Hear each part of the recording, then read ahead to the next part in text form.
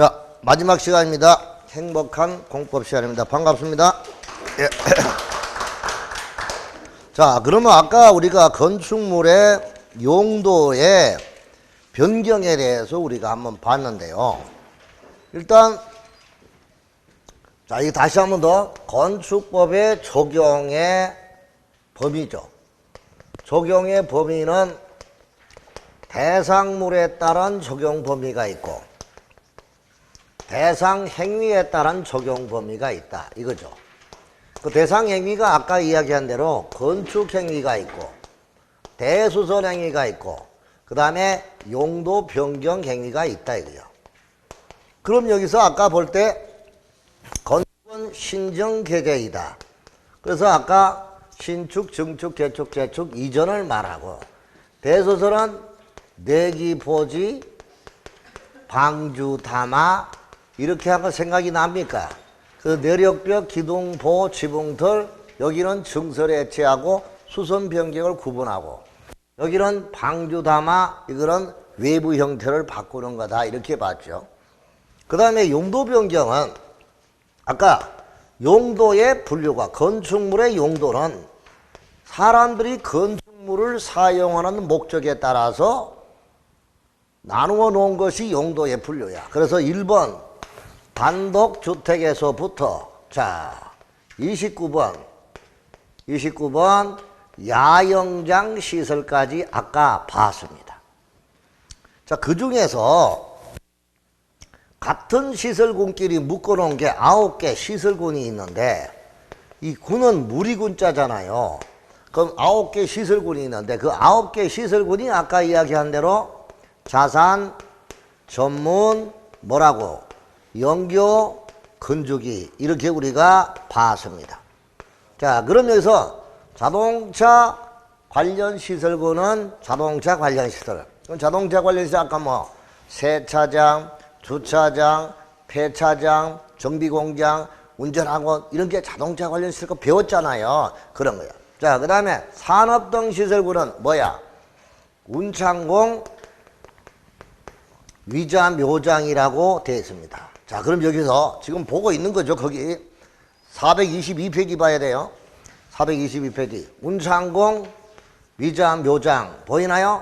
자, 그럼 여러분 역사적으로 우리가 역사적으로 큰 일을 한 사람한테 공짜 붙이죠. 충무공, 무슨 공 그렇잖아. 그럼 그분들의 위패는 잘 모셔야 되잖아. 후손들이 맞죠? 자, 그래서 운창공, 위자, 묘장 시작. 운창공, 위자, 묘장 운수, 창고, 공장, 위험물 저장, 자원순환, 묘지, 장례 시설 이게 우리는 산업적 시설. 그건 전방발이야. 전방발. 방송통신 발전. 자, 문종위관이야. 문화재폐, 종교, 위락, 관광유계, 영판, 운숙다. 자, 그럼 여기는 영업, 판매, 운동, 숙박, 다중생활시설. 그 다음에 교육, 자, 의교, 노수야 이렇게 했죠. 그러니까 이제 여기서 의료, 자, 교육, 연구, 노유자, 수련, 그리고 야영장 시설입니다.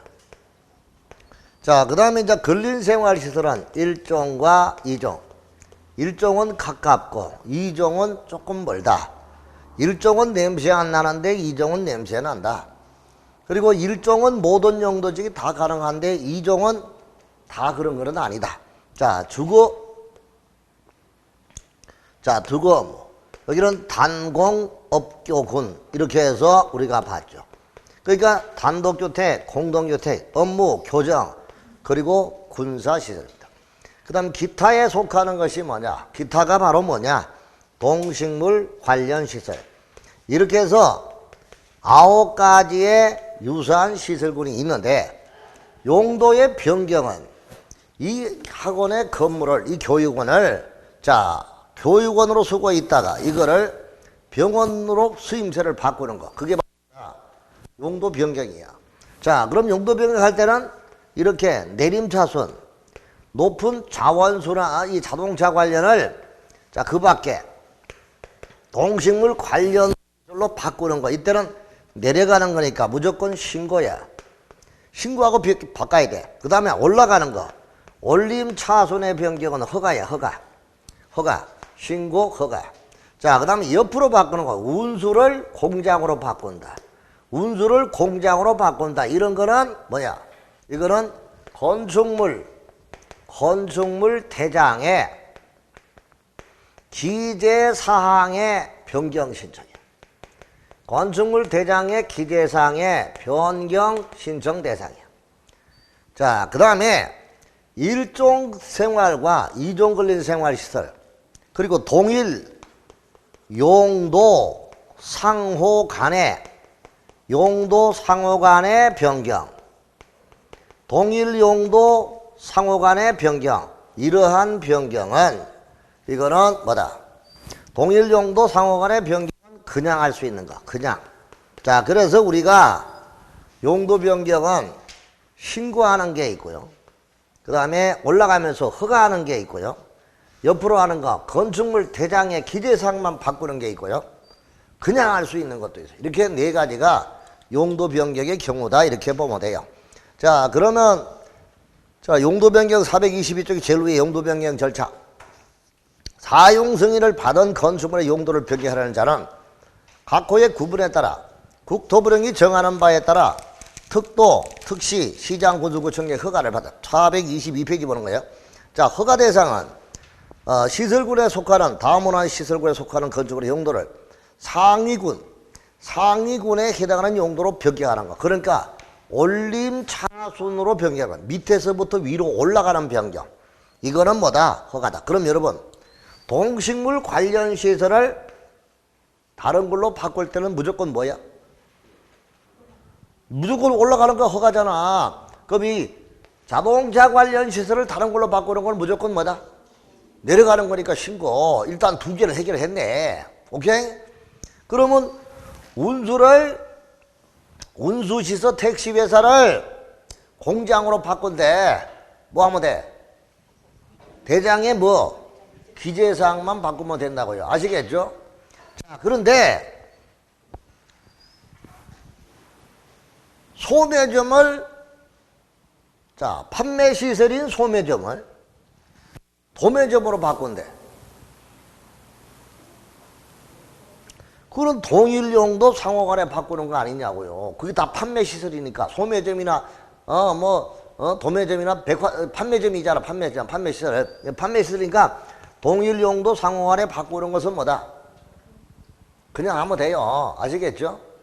그러면 1종에서 2종으로 바꾸는 것도 그냥 하는 거야. 이해되죠?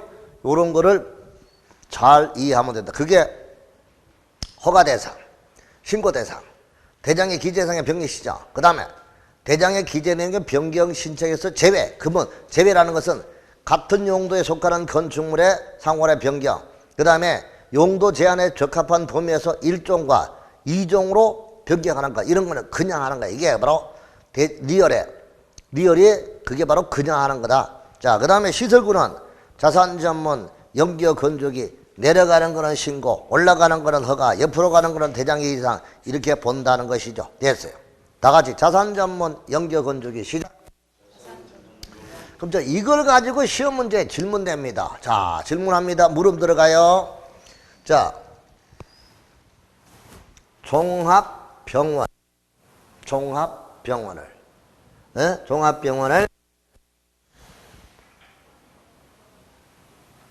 종교시설로 바꾼대. 뭐야? 허가사항이야? 신고사항이야? 위로 올라가는 거죠. 자, 아까 뭐라 했어 내가? 너를 뭐로 바꾼다 했어?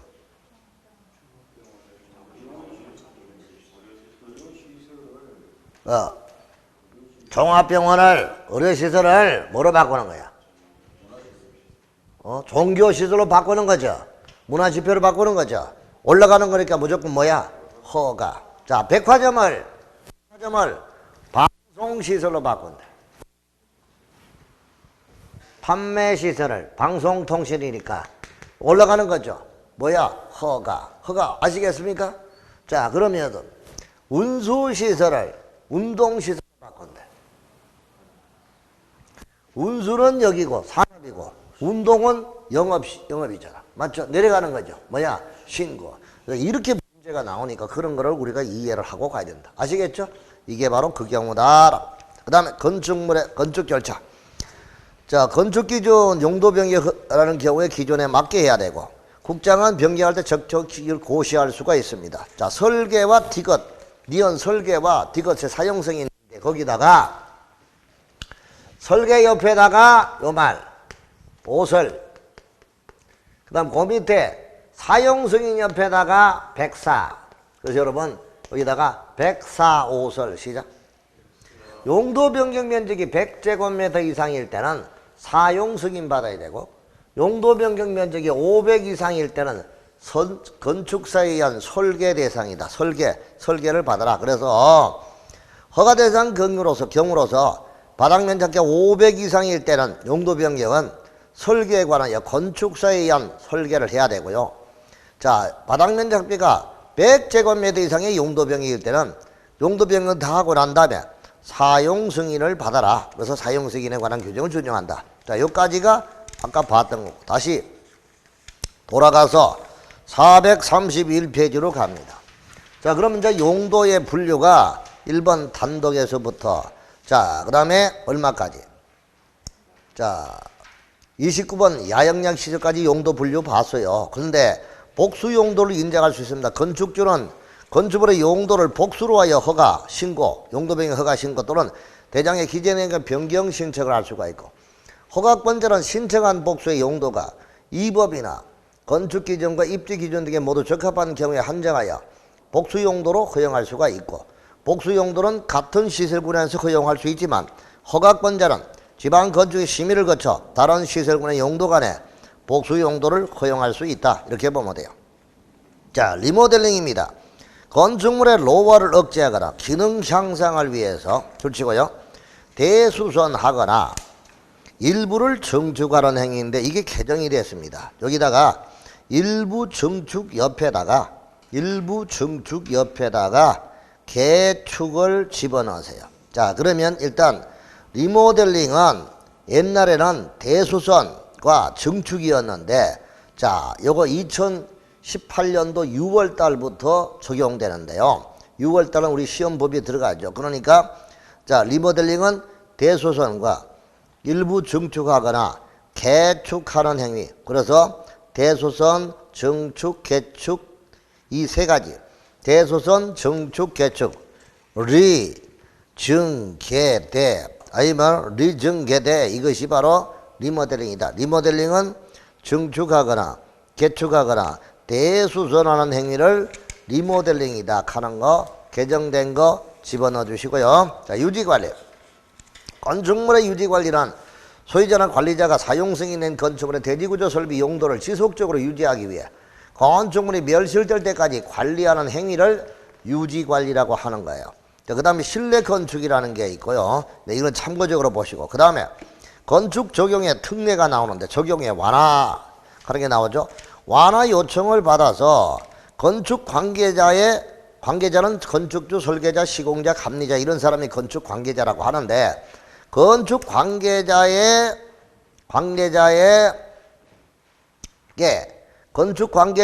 요청을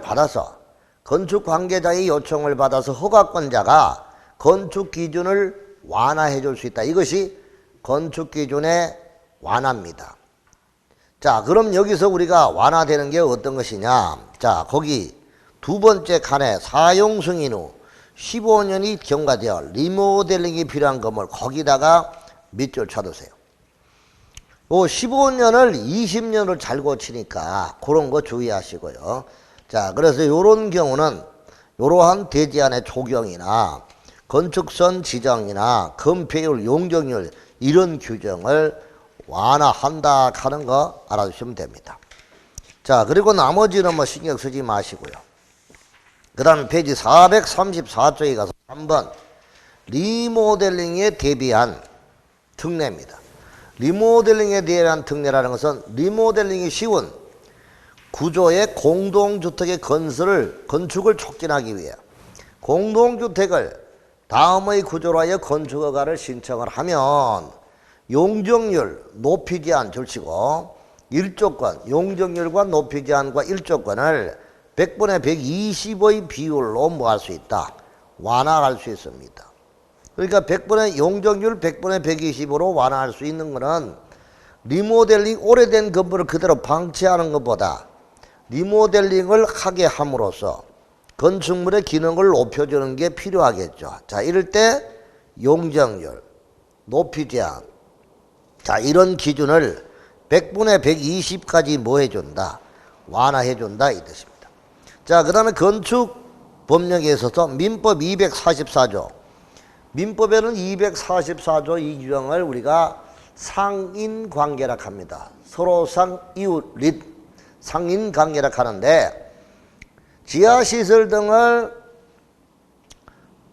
판다, 착수한다, 이럴 때는 굴착한다, 이럴 때는 민법 244조 1항을 적용하지 않는다 이거야. 그래서 민법에는 자 경계로부터 몇 메타, 2m 띄워야 되고 깊이에 얼마, 반 메타를 띄우도록 하고 있는 게 깊이의 반을 띄우도록 하는 게 민법 244조다 이거죠.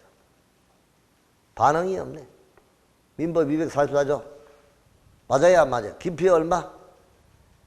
반. 깊이의 반. 예? 띄우는 거 몇 메다? 2m를 띄우든가 깊이의 반을 띄우든가 이렇게 하라 이거야. 그런데 건물을 건축할 때는 이웃집의 경계에 딱 붙여서 건물을 지을 수 있어. 다만 지하를 굴착할 때 붙여서 하는데 이웃집이 무너지지 않도록 안전조치는 하고 가라 이 뜻이야. 그러니까 민법에 감나무 가지가 건너왔어 우리 집으로 위하면 돼요.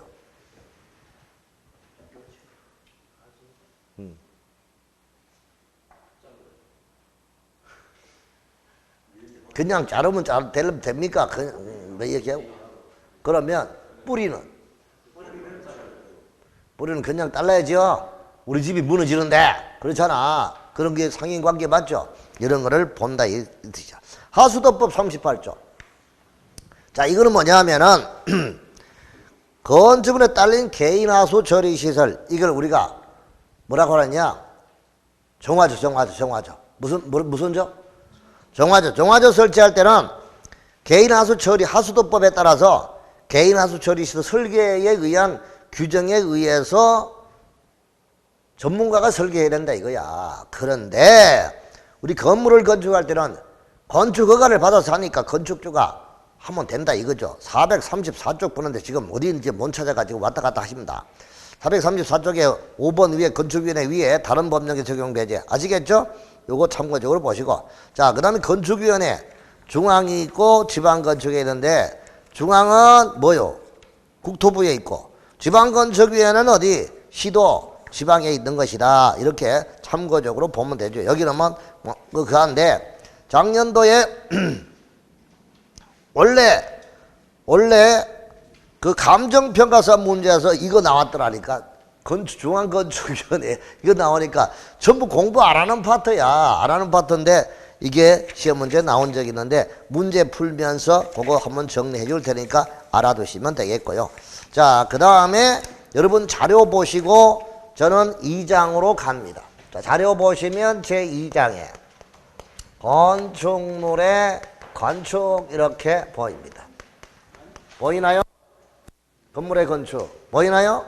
자, 그럼 건축물의 건축을 할 때 여기 보세요. 여기다가 산을 깎았어. 이렇게 이제 하천이 있고 한데 여기다가 산을 깎아서 건물을 건축을 했다 이거죠. 그럼 여기다가 이런 용도, 아니 건축물 가는 거 있잖아. 건축물 가는 거 뭘 보는 거야 지금 오늘. 건축물의 용도와 자, 그 다음에 규모와 자, 입지, 건축물의 입지, 용도, 규모에 관해서 이 땅에다가 이런 용도의 건물을 건축할 수 있습니까? 물어보는 것을 사전결정의 신청이라고 합니다. 그럼 사전결정의 신청을 받아서 이제 사전 결정을 해줍니다.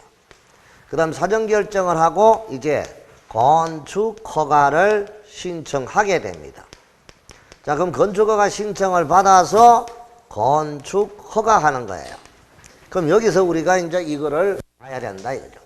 자, 그럼 사전 결정의 신청은 일단 알아야 돼. 허가 대상 건축물. 자, 허가 대상 건축물이에요. 허가 대상의 건축물을 건축하고자 한다. 이럴 때 허가 신청 아니라 가만 앉아있지 말고 책에다 줄 쳐봐야 이거 찾아서 허가 신청 전에. 자, 그 다음에 허가권자에게 신청하는 게 사전결정이야. 사전결정. 자, 그 다음에 이제 사전결정은 신청을 받고 7일 이내에 사전결정을 통지합니다. 7일 이내에. 자, 그럼 이제 사전결정은 누가 하느냐? 허가권자가 한다. 누구 권자? 책에다 줄 쳐에 프린터 오지 말고 책에다가 허가권자. 자, 그러면 이제 허가권자가 사전결정 하는데 사전결정을 해줬다. 그러면 다음에 4가지 관련 허가, 국산농화, 국계법의 개발행위 허가, 산지전용허가, 농지전용허가, 하천점용허가 이와 같은 4가지 관련 허가를 받은 걸로 본다. 그런데 여기서 도로점용허가 이거는 받은 걸로 보지 않으니까 이런 거 주의하시고, 그 다음 사전결정을 받고 2년 이내에, 자, 2년 이내에 허가 신청해야 돼요. 만약에 2년 내에 허가 신청 안 했다. 그러면 이 사전결정의 효력이 상실한다. 이겁니다. 자, 그러면 여기서 이걸 왜 선생이 설명하느냐를 잘 봐야 돼요. 자, 허가를 신청하려면 일단 뒤에 나오겠죠. 대지의 소유권을 확보해야 됩니다. 자, 그럼 이거를 가지고 설명할게요. 자, 이 사전결정이라는 게 뭐냐. 옛날에는 건축을 하기 위해서 땅을 샀어요. 그 다음에 비싼 돈 주고 건축사한테 맡겨서 설계를 했어요. 설계해가지고 땅 사고 설계해가지고 허가 신청이 들어갔더니 허가권자가 빠꾸했어요. 허가 안 해주는 거야. 문화재에 저촉되니까. 그러면 땅 사고 뭐 해가지고 설계한 거 엄청난 비용이 많이 드는데 손해봤죠. 그런 병폐를 없애기 위해서 땅을 안 사도 좋으니 여기다가 이러이러한 용도 이런 크기의 건물을 건축하려고 하는데 미리 허가권자한테 딱 물어보게 하는 거야. 그 허가권자가 뭐냐? 허가해 주마라고 이렇게 약속을 하면 그때 이제 대지 소유권 확보해가지고 땅 사서 허가 신청하면 된다. 옛날에 이거 없을 때 이런 문제점을 노출을 방지하기 위해서 이렇게 새로 도입한 것이 무슨 제도? 사전결정 제도인데, 그럼 이 사전결정이라는 게 뭐냐? 이거는 행정상 확약의 법리야. 뭐라고요? 행정상 확약이다. 행정부가 행하는 약속이에요.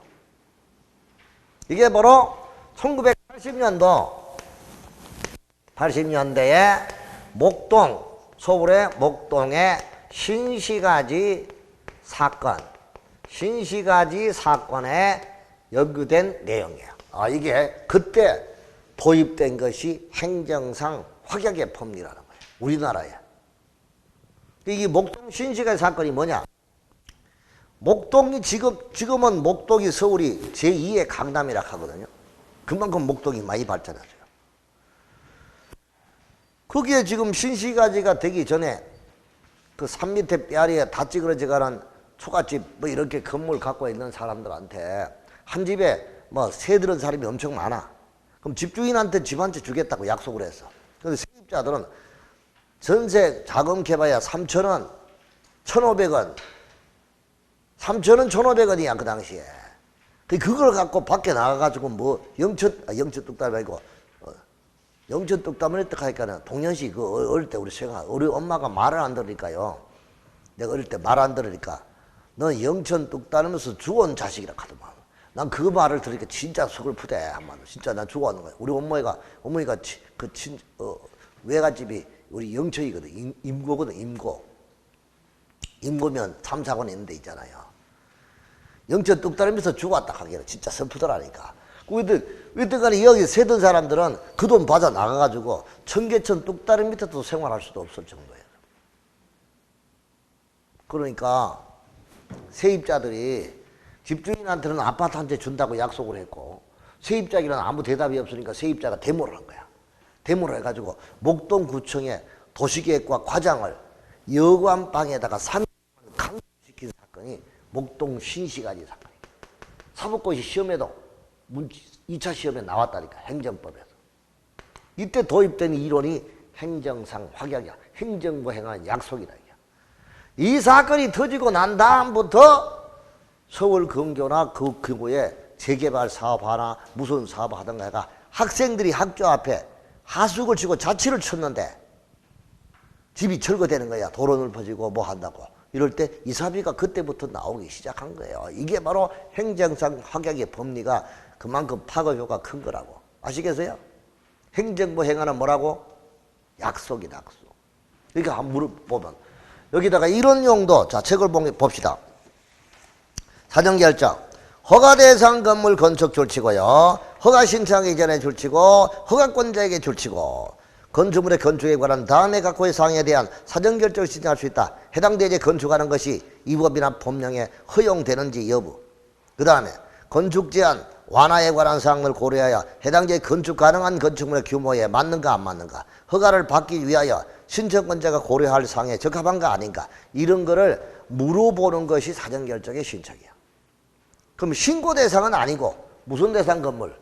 허가 대상 건축물일 때 그렇다. 자, 그 다음에 건축위원회 심의와 교통영향평가서를 검토해가지고 사정결정을 합니다. 그 사정결정을 했으면은 허가권자가 통지하겠죠. 3번 사정결정의 통지. 허가권자는 439조에 3번 사정결정 신청을 받으면 입지와 규모와 용도 등을 사정결정한 이후에 사정결정 신청자에게 알려야 됩니다. 그럼 사정결정을 한 후 결정서를 사정결정일로부터 7일 이내에 사정결정을 신청한 자에게 뭐한다? 송부하여야 한다. 줄쳐두시고요. 그럼 사정결정의 허가의 효과. 이런 사정결정의 통지를 받았다면 다음 각호의 허가나 신고를 한 것으로 본다. 그게 바로 국산농화, 국계법의 개발행위 허가, 산지관리법의 산지선정 허가, 농지법의 농지선정 허가, 하천법의 하천점령 허가를 받은 걸로 본다. 자, 그래서 여기는 도로점령 허가, 이거는 받은 걸로 보는 게 아니다. 그 다음에 사정결정의 실효. 통지받은 날로부터 2년 내에 허가 신청을 해야 되는데 이 기간 내 허가 신청 안 하면, 아니하면 사정결정의 효력이 상실한다. 그거까지 우리가 보면 되는 거죠. 체크했어요? 안 했어요? 빨리빨리 체크해. 책에다가. 자, 그래서 여기 포인트를 잘 보시고 가면 된다 이 뜻이죠. 자, 그 다음에 이제 허가 등의 신청입니다. 자, 그러면 건축허가를 사정결정을 받고 허가 신청을 하는데 허가 신청하기 위해서 먼저 대지의 소유권을 확보해야 됩니다. 자, 그래서 허가를 신청하기 위해서는 허가 신청서에는 설계도서를 첨부하여 허가권자에게 제출한다. 다만 허가를 받는 자는 건축허가 신청서에 관계서를 첨부하여 허가권자에게 제출을 해야 되는 것이죠. 자, 그러면 허가를 신청하기 전에 먼저 확인해야 될 것이 대지의 소유권의 확보인데, 자, 그게 우리는 밑에 대지의 소유권 확보입니다. 자, 그럼 원칙적으로 허가를 신청하기 위해서는 원칙이 100%의 소유 확보해야 됩니다. 그런데 그 원칙에 대한 예외가 있다. 자, 예외는 자, 사용권을 100%의 소유권은 확보하지 않고 사용권을 확보한 경우, 이럴 때는 소유권을 확보하지 않아도 매도 청구할 수 있다. 소유권 허가 신청을 할 수 있다. 자, 그 다음에 공유자 수의 80% 이상의 동의를 얻고 그 다음에 공유자 지분 합계가 전체 지분의 80% 이상인 경우. 이럴 때는 소유권을 확보하지 않은 상태에서도 허가 신청할 수 있다. 그거 확실하게 줘두고 넘어갑니다. 자, 그 다음에 매도 청구입니다. 자, 그런데 이렇게 이제 동의를 받기가 까다롭죠. 이럴 때 이제 세 번째 매도 청구가 있습니다. 매도 청구는 모든 법에 똑같아요. 자, 매도 청구는 그러니까 여기에 동의를 하지 아니한 자 또는 반대한 사람, 이 사람들에게 시가로 팔 것을, 매도할 것을 소유자, 시행자가 청구할 수가 있죠. 자, 이게 매도 청구인데, 일단 매도 청구를 할 때는 30일 이내, 그렇죠? 일간신문에서 30일 이상, 2차례 이상 공고하고, 공고한 날로부터 30일이 지나면, 30일이 지났다면, 자, 매도 청구 대상이 되는 토지고 건축물이다. 이런 대지다. 이렇게 보게 되는 겁니다. 자, 그리고 이제 청구를 했죠. 청구하기 전에, 매도 청구하기 전에는 미리 3개월간 협의 절차를 거쳐서 매도 청구합니다. 자, 매도 청구를 했다. 그러면 일단 반대를 하든 어쨌든 간에 여기서 감정평가사가 평가한 가격을 토지 가격을 공탁을 해놔놓고 사업을 시행할 수가 있죠. 공탁을 해놓고 할 수 있다.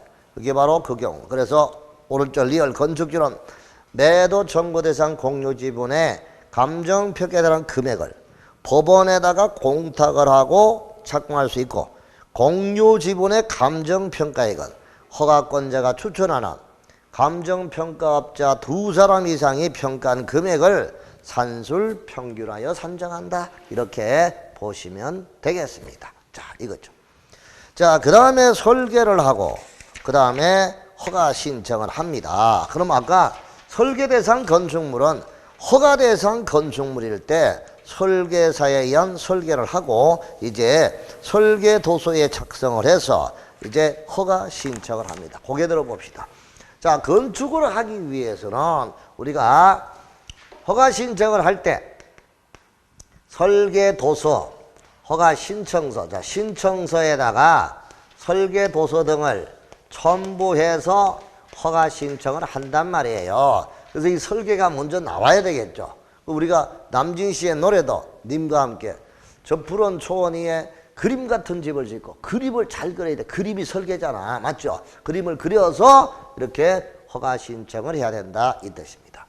자, 그러면 이제 허가 신청이 들어왔어. 그러면 이제 허가를 할 거 아니에요. 그럼 이제 허가가 무엇이고 허가권자가 누구이냐. 자, 이거를 이제 본격적으로 허가 받고 난 다음에 노가다 일을 해야 돼. 공사해야 되겠죠. 그 공사는 우리가 참 먹고 하는 게 맞을 것 같다 이거지. 한마디로. 아시겠죠? 어차피 오늘 못하니까 다음 주에 건축허가부터 진행하겠습니다. 아시겠습니까? 자, 이렇게 단계별로 나가면 처음에 어려웠던 부분도 잘 몰랐던 부분도 시간이 조금 흐르면 알게 되고, 이게 공부예요. 공부라는 게 지아비 일공자 지아비 부자야. 지아비를 섬기듯이 열심히 정성을 다해서 그렇게 하면 반드시 소기의 목적을 얻을 수 있으니까 용기를 내시고 끝까지 우리가 잘했으면 좋겠습니다. 아시겠죠? 자, 오늘은 여기까지입니다. 수고했습니다.